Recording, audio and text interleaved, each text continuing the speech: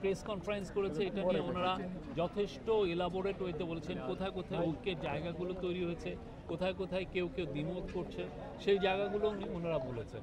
তো এটা ওনারাই বলবেন, ওনারা এটা নিয়ে কাজ করছেন, তো খুবই সারাক্ষণ এটা নিয়ে ওনাদের কাজ। ওনারা ওনাদের নামটাই তো সেই জন্য দেওয়া হয়েছে ন্যাশনাল কনসেনসাস বিল্ডিং কমিশন। ওনার কনসেনসাসে যাতে সবাই আসে, সমস্ত পার্টিকে যাতে একই কনসেনসাসে আনা যায়, সেই জন্যই তো ওনারা কাজ করছে। অনেকবার ফরেন ডিগনিটারি এসছেন, তাদের সাথে কথা বলেছেন, ইন্টারন্যাশনাল বিভিন্ন ফোরামে উনি কথা বলেছেন। প্রত্যেকটা জায়গায় উনি কিন্তু একই কথা বলেছেন। উনি বলেছেন ইলেকশন ডিসেম্বর থেকে জুনের মধ্যে যে কোনো একটা সময় হবে।